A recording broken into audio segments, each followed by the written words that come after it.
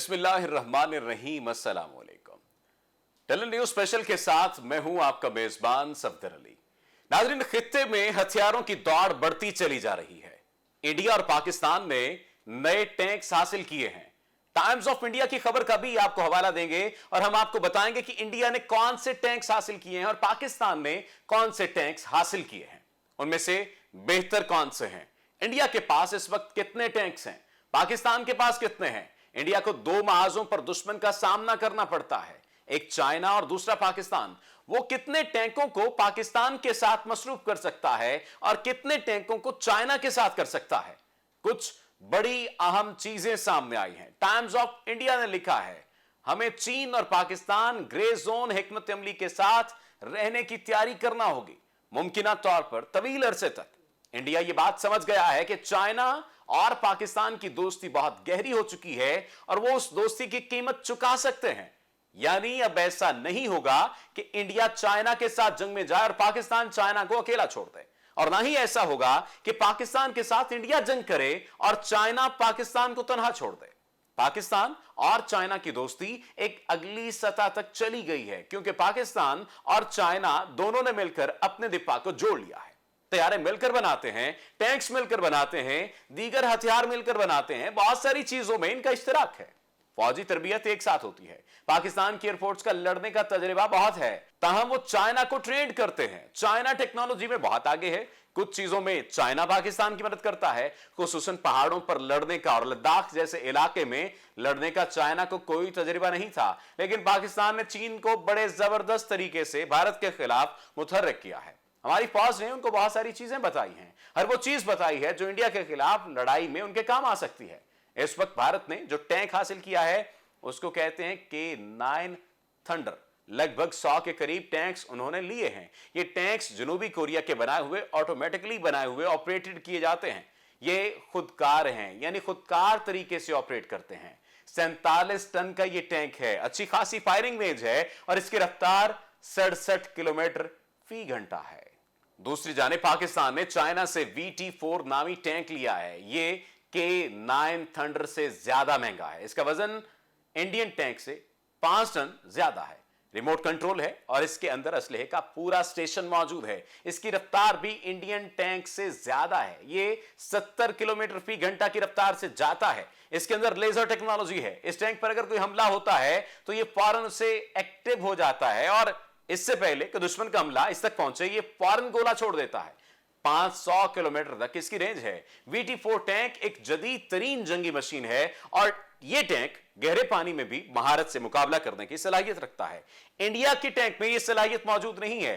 पाकिस्तान भी 100 के करीब यह टैंक्स हासिल कर रहा है, तो इंडिया और पाकिस्तान दोनों नए टैंक्स ले रहे हैं। इंडिया के पास 4200 से कम टैंक्स हैं, जिनमें बेशतर पुराने हैं या खराब हो चुके हैं। भारत को अपने पुराने टैंक्स तब्दील करने के लिए एक बहुत बड़ी रकम खर्च करना पड़ेगी, जबकि पाकिस्तान के पास कुल 2200 से ज्यादा टैंक्स हैं और इनमें से बेशतर टैंक्स जदीद हैं।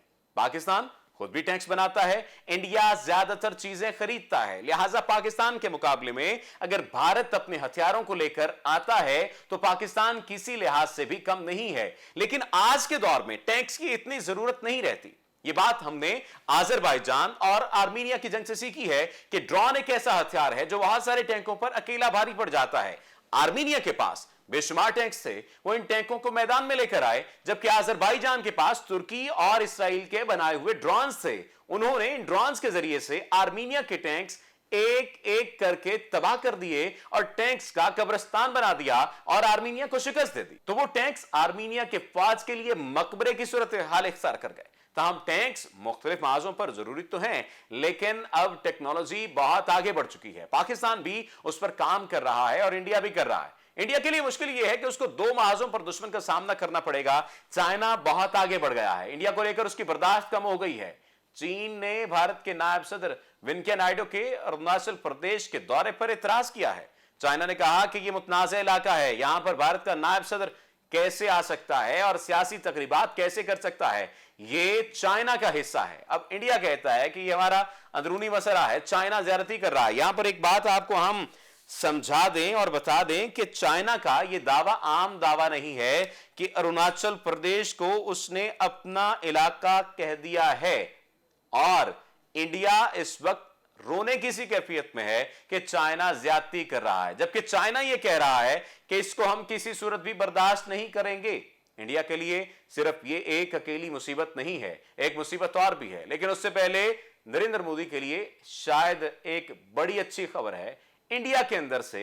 और फिर इस खबर की क्या दुर्गत बनाई गई है अमेरिकी अखबार की जानिब से, न्यूयॉर्क टाइम्स की जानिब से, वो आप मुलाहिजा कीजिए। नरेंद्र मोदी सबसे बड़ी जमहूरियत पसंद रहनुमा शख्सियत हैं, यह बात कही गई मुख्तलिफ लोगों की जानिब से। इंडिया के वजीर दाखिला और हुक्मरान जमात बीजेपी के मरकजी रहनुमा अमित शाह ने वजीर आजम नरेंद्र मोदी को इंडिया का आज तक का सबसे बड़ा जमहूरियत पसंद रहनुमा कह दिया। नरेंद्र मोदी का 20 साल करियर आप सबको पता है कि वो कैसा है। 20 साल में खूनरेजी है जो रुक ही नहीं रही, मुसलमानों और अकलियतों का कत्लेआम है जो रुक ही नहीं रहा, जुल्म खत्म ही नहीं हो रहा। इस आदमी का जब से सियासी करियर शुरू हुआ है तब से यह तबाही शुरू हुई है। इस पर अब पूरी दुनिया में लतीफे बन रहे हैं कि ये क्या कह रहे हैं, सबसे बड़ा जमहूरियत पसंद नरेंद्र मोदी। लोग कहे लगा रहे हैं, हंस रहे हैं। इस बात की सबसे ज्यादा दुर्गत और इस टॉक की सबसे ज्यादा दुर्गत अमेरिकी अखबार न्यूयॉर्क टाइम्स ने बनाई है। कहा कि मोदी हुकूमत की दहशतगर्दाना कवानीन पर अपनी एक अलग किताब है। इन्होंने एक किताब बना रखी है जिसके जरिए से लगता है कि ये दहशतगर्दी करते हैं, वहां से दहशतगर्दी सीखते हैं। वजीर आजम नरेंद्र मोदी के इख्तिदार में जो लोग इंसदादे दहशतगर्दी एक्ट के तहत पकड़े जाते हैं, उनका मुकदमा शुरू होने से पहले कई साल उन्हें जेल में रखा जाता है। उनमें शामिल हजारों अफराद अकलियती बरादरी से ताल्लुक रखते हैं। मोदी हुकूमत ने इख्तिलाफ राय और इज़हार राय पर अपनी एक अलग ही किताब बनाई हुई है। 2014 में ओहदा संभालने के बाद से मोदी ने ऐसे कवानीन पर तेजी से काम किया है जो हुकाम को लोगों को हिरासत में लेने और हुकूमत के खिलाफ नफरत बढ़ाने वाले मुलजिमान के खिलाफ कार्रवाई करने का ज्यादा इख्तियार देते हैं। ऐसे कवानीन बनाए हैं कि लोगों को काबू करो, कोई बोले ही ना। कोई हक मांगता है तो कहते हैं दहशतगर्द है, किसान एहतजाज करें तो उनको दहशतगर्दी के साथ जोड़ दिया जाता है। भारत के अंदर यह तमीज खत्म हो गई है। एहतजाज करके अपना हक मांगने को दहशतगर्दी के साथ कैसे जोड़ा जा सकता है। न्यूयॉर्क टाइम्स ने भारत को खूब आईना दिखाया। तमाम गैर कानूनी कार्रवाइयां मोदी के दौर में हो रही हैं। फासिस्ट मोदी को इसका चेहरा दिखाया और बताया कि आप दूध के धुले हुए नहीं हैं, आपको होश के नाखून लेना होंगे। अब इस वक्त जो कलेक्टिव मंजरनामा बन रहा है, प्रोग्राम के आखिर में उस पर बात कर लेते हैं। आप देखिए कि पाकिस्तान के पास टैंकों की तादाद कितनी है, इंडिया के पास टैंकों की तादाद कितनी है, पाकिस्तान के पास कैसी टेक्नोलॉजी है, इंडिया के पास कैसी टेक्नोलॉजी है, और चाइना और पाकिस्तान मिलकर इस वक्त भारत के लिए अजाबे जान और वबाले जान बन सकते हैं और बने हुए हैं।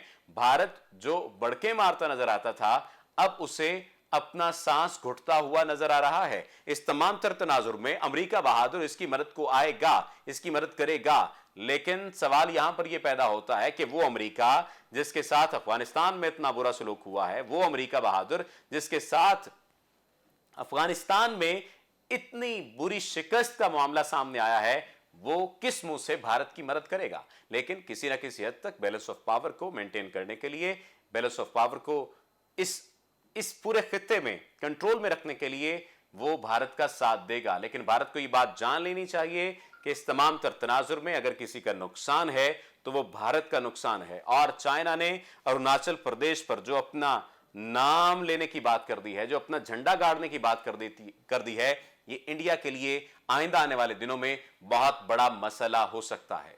अब देखना यह है कि ये ऊंट किस करवट बैठता है। पाकिस्तान इस वक्त अंदरूनी हालात पर कंट्रोल हासिल कर ले तो बैरूनी हालात किसी भी सूरत में पाकिस्तान का कुछ भी नहीं बिगाड़ सकते। अपने मेजबान को दीजिए इजाजत। अल्लाह निगहबान।